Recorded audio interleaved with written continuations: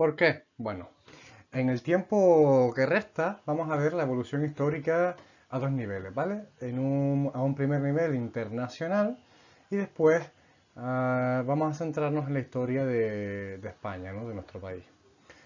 Comenzaremos por tanto con el panorama internacional. Recuerden dónde nos hemos quedado. Hemos visto el periodo de entreguerras entre el 19 y el 39. Un tiempo, como saben, de cambios y de inestabilidad. En estos momentos, que recuerden son 2 décadas, vemos cómo Estados Unidos, que fue uno de los países, recuerden, menos afectados por la guerra, va a comenzar una etapa de bonanza económica que se conoce como los felices años 20. Un tiempo en el que vemos una juxtaposición de los modelos culturales, ¿vale? Hay cambios en todos los aspectos, cambios políticos, cambios económicos, cambios sociales y cambios culturales. Sin embargo, se ve interrumpido por el crack del 29 y la Gran Depresión, que como saben y hemos visto en clase, supuso la mayor crisis de la historia del capitalismo. ¿Por qué? Porque puso en tela de juicio su propia existencia, la del capitalismo, y todo el argumentario de las escuelas del liberalismo clásico. Recuerden cómo la solución a, a esta crisis fue la de la intervencionista de Roosevelt, ¿verdad? El New Deal, que fue la manera en la que de forma progresiva Estados Unidos fue saliendo de esta gran recesión. Por otra parte, al otro lado del Atlántico, una Europa sumida en una crisis social, económica y política derivada de las consecuencias de la guerra, los cambios en el mapa político europeo y el fracaso de los sistemas políticos que se consideraban el nuevo más, ¿no? Pues llevaron a la crisis de la democracia. El descontento social y económico derivado de la guerra, unido a la amenaza que suponía el fantasma del comunismo, el fantasma de la revolución. Recuerden, teníamos en Rusia ese descontento que desembocó en el proceso revolucionario que se inició en el 1905 y que tuvo su esplendor en las revoluciones del 17, ¿no? Recuerden un poco que son contenidos que hemos estado viendo en clase. Allí en Rusia, una guerra que enfrentó a los partidarios del antiguo absolutismo que representaba el zarismo y a la facción bolchevique, va a desembocar en la victoria de esta última facción, la que se llamó, el que se llamó el Ejército Rojo, y la creación de la Unión de Repúblicas Socialistas Soviéticas, también conocida como la URSS, ¿verdad? Es eso lo que quería evitar y lo que se quería evitar en el resto de Europa, y es así como nacen los totalitarismos y concretamente el fascismo. Recuerden que el fascismo era un concepto muy complejo y que no va a tener las mismas características en todos los países, ¿verdad? En clase hablábamos de ese mínimo común fascista del que hablan muchos autores, ¿no? Para referirse a los condicionantes mínimos que deben darse en un ámbito concreto para poder hablar de fascismo y que no tienen que no tienen por qué generalizarse. Por eso el fascismo que nace, crece y se desarrolla en Italia de la mano de Mussolini entre el 22 y el 43, perdón, y el 45, tiene características que no coinciden plenamente con las del nazismo, que fue el tipo de fascismo que se instauró en Alemania de la mano de Hitler entre el 33 y el 45. Y lo mismo pues, va a ocurrir con el régimen que se instauraría en España, el franquismo, desde el 39. Recuerden que por tanto el fascismo también adopta diferentes formas según el momento histórico en el que nos encontremos. Cuando la Segunda Guerra Mundial acaba, surge en forma de neofascismo, ¿verdad? Pero esos contenidos ya los iremos viendo de forma más pausada y de manera mucho más paulatina. Estos regímenes totalitarios tenían una serie de características, como veíamos en clase, ¿no? Partido único, ausencia de pluralismo político, un líder carismático que destacaba, encauzamiento del descontento socioeconómico y político, encuadramiento de las masas, etc. Sea como fuere, estos proyectos políticos que nacen, que nacen en los años 20 y 30 van a verse interrumpidos con el estallido de la Segunda Guerra Mundial. Recuerden cómo en este periodo, en este contexto, ya los vínculos entre Alemania e Italia estaban más que forjados, comenzaron a forjarse y a consolidarse a partir del 37. Recuerden que hablábamos de que tenían intereses comunes y que ambos van a formar, junto con Japón, las potencias del eje, ¿no? Uno de los bandos que va a participar en la Segunda Guerra Mundial. Además, ambas potencias tenían como objetivo común pues, el rechazo de la Sociedad de Naciones. En el 39, Italia y Alemania van a firmar el Pacto de Acero, en el que ambas potencias pues, acuerdan una cooperación bilateral en caso de guerra. Algo que consideraban ya más que previsible, era casi inminente en estos momentos, ¿no? A esta alianza, como digo, se va a unir después Japón, naciendo así el denominado eje Berlín-Roma-Tokio, y cada una de esas potencias pues tenía sus propios intereses expansionistas, como veíamos también en clase, ¿vale? Además, Hitler se va a aliar, recuerden, pese a su política anticomunista, con la Unión de Repúblicas Socialistas Soviéticas, con la Unión Soviética, para ser más sintéticos. Un pacto de no agresión que lo firmaron en agosto del 39 y que más tarde se descubriría que incluía una cláusula secreta para la ocupación y el reparto de Polonia, que sería ocupada el 1 de septiembre de ese mismo año y que es el acontecimiento con el que la historiografía dice que comienza la Segunda Guerra Mundial. ¿Vale? ¿Por qué comienza aquí la Segunda Guerra Mundial? Pues recuerden que veíamos que es así porque Polonia tenía una alianza con Inglaterra, con Reino Unido, que a su vez estaba aliado con Francia, de ayuda mutua en caso de intervención militar alemana, ¿vale? Y por tanto van a declarar, veíamos en clase las cartas, ¿no? Las cartas, los avisos, las amenazas de guerra. Una guerra que finalmente va a comenzar, o que se va a declarar ya el día 3 de septiembre, 2 días después, ¿vale? Bien, los 6 años que duró la guerra fueron de todo menos homogéneos, ¿vale? ¿Verdad? Recuerden que veíamos que existían 3 etapas en la guerra. Una primera etapa de avances del eje, una segunda etapa de equilibrio entre ambos bloques políticos, entre ambos bloques, y una tercera etapa de avance de las tropas aliadas, ¿vale? La guerra fue mucho más desastrosa además que la anterior. Si nos fijamos solamente en las cifras de fallecidos, hablamos de 55 millones de personas, de los cuales más del 50% eran población civil. Vale, todo esto lo hemos visto ya en clase, ¿verdad? ¿Qué nos quedaría entonces por saber del resto del siglo XX, ¿no? Del resto del contenido que vamos a tratar este tercer trimestre? Recuerden que el objetivo de este vídeo, chicos, y chicas, es que nos hagamos una idea y una perspectiva general de qué es lo que vamos a ver durante estos meses que nos quedan. Vale. Después de estos procesos que tienen lugar en la primera mitad del siglo XX, vendrá la segunda parte de la centuria, ¿no? Centuria es otra forma de llamar a siglos, ¿vale? Por si no lo sabían. En la que sobre todo pues vamos a destacar dos procesos, que son el de la descolonización, con el que comenzaremos a trabajar a partir de ya, y la Guerra Fría. Recuerden que el mundo se dividió tras la guerra en dos zonas de influencia dispares, ¿verdad? La zona norte, no, la zona oeste y la zona este. El mundo oeste de influencia capitalista, liderado por Estados Unidos, y el mundo este de influencia comunista, liderado por la Unión de Repúblicas Socialistas Soviéticas. Los deseos de ambas superpotencias por expandir su ideología y maneras políticas llevará a un enfrentamiento que se va a denominar la Guerra Fría, y que se prolonga en el tiempo hasta nada menos que 1991.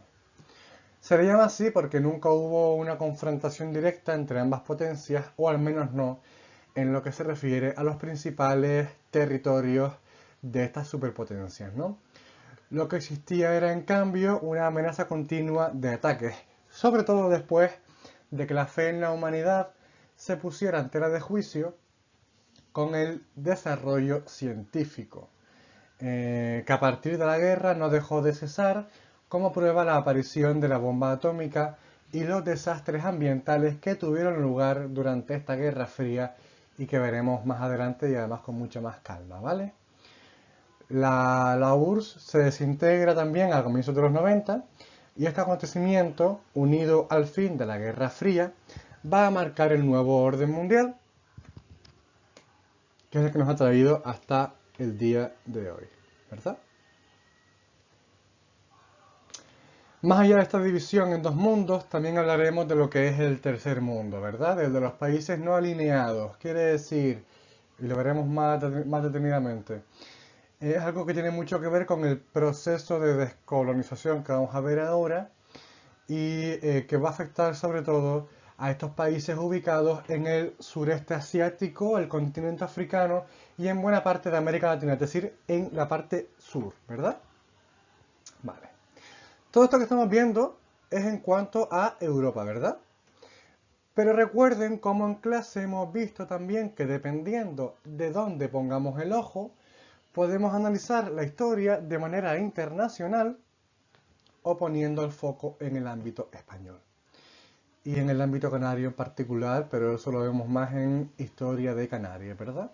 Por tanto, mientras esto pasaba en el mundo, en España la trayectoria histórica tuvo un devenir muy peculiar, muy particular y desfasado en lo que se refiere a los órdenes internacionales, ¿vale?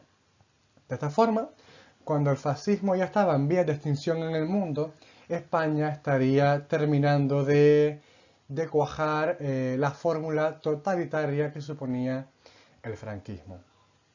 En ello pues tendrá mucho que ver que el país fuese neutral o no beligerante durante la Segunda Guerra Mundial. Pero bueno, si quieren lo que podemos hacer es que ahora ustedes pausan el vídeo y descansan un poco, como unos 5 minutos, recapitulan ideas y toman nota de lo que consideren oportuno.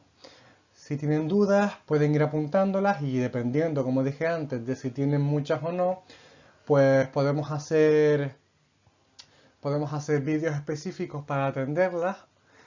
E independientemente de eso, recuerden que lo que estamos haciendo aquí es planteando lo que nos queda por ver durante este tercer trimestre, ¿vale?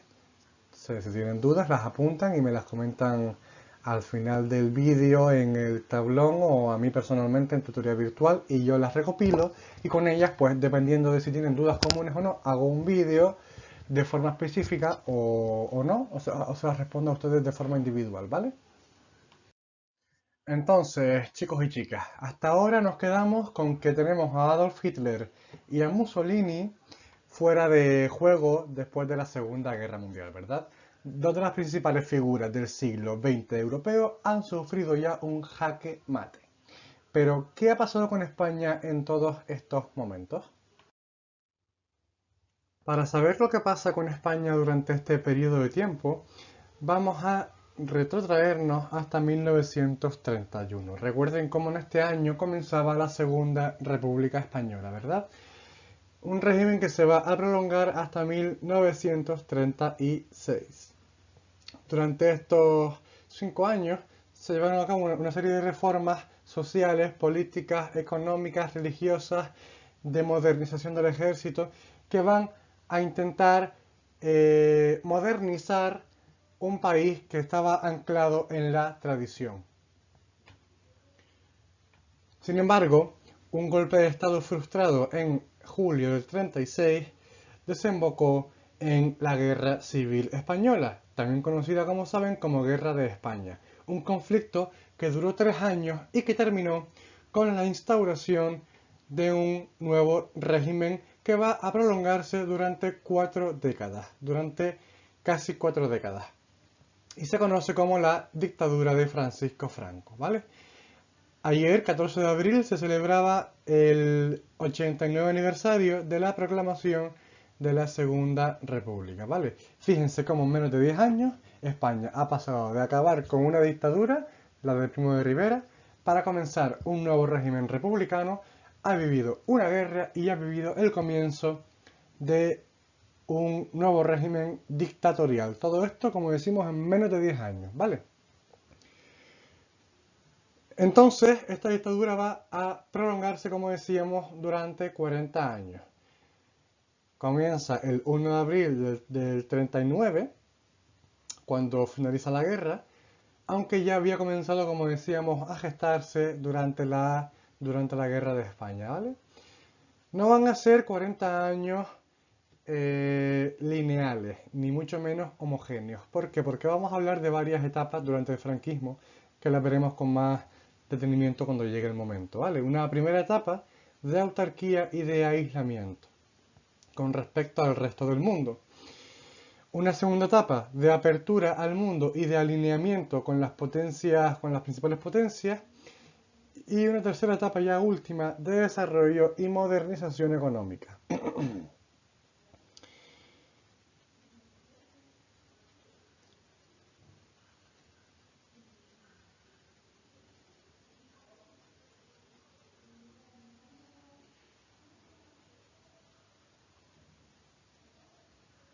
El día 20 de noviembre de 1975, Franco muere y con esa muerte acaba este periodo que, como decíamos, dura casi 40 años. La gente aquí se preguntó, bueno, ¿y ahora qué? ¿Qué va a pasar ahora con España? ¿Hacia dónde vamos? Bueno, lo vamos a ver de forma mucho más detenida, pero es aquí justo en este punto cuando comienza lo que se conoce como la transición española. La transición fue un periodo en el que comenzó a gestarse toda una serie de cambios que van a definir lo que después se va a llamar la España en democracia, ¿vale? La etapa de la democracia. Varios son los símbolos de esta transición española. Por ejemplo, la celebración de unas elecciones. Algo totalmente incompatible con un régimen dictatorial. Más aún cuando estas elecciones se presentaron el Partido Socialista Obrero Español, el PSOE, y el Partido Comunista de España, ¿vale? Otro icono va a ser la Constitución Española del 78, que va a ser y va a seguir siendo en la actualidad nuestra normativa de referencia, ¿no? Nuestra Carta Magna. Por último, en el 82, estamos hablando de ayer, ¿verdad? Felipe González, el cabeza de lista del PSOE, va a triunfar en unas elecciones generales en las que va a participar casi el 80% del censo electoral, obteniendo 202 de los 350 diputados que formaban el hemiciclo, el Congreso de los Diputados. El principal líder de la oposición fue Manuel Fraga, fundador de Alianza Popular. Ambos partidos, Alianza Popular, que luego se refundaría en el PP, y PSOE, van por tanto a ser el icono del comienzo de una nueva etapa, que es la etapa de la democracia bipartidista. Hasta esta última década, el PSOE perdón, y el PP han sido los partidos mayoritarios en el Congreso de los Diputados, acompañados por supuesto de otros minoritarios y sobre todo autonómicos, ¿verdad? Sin embargo, sobre todo a partir de la crisis de 2008 y del descontento social y de la aparición de voces que clamaban por un cambio de régimen, más allá de lo que se instauró en esta transición, dieron lugar a la aparición de nuevos partidos en el Congreso de los Diputados que van a responder a distintos pareceres y a distintas formas de pensar en el país. Estamos hablando ya de los tiempos recientes, estamos hablando de hoy.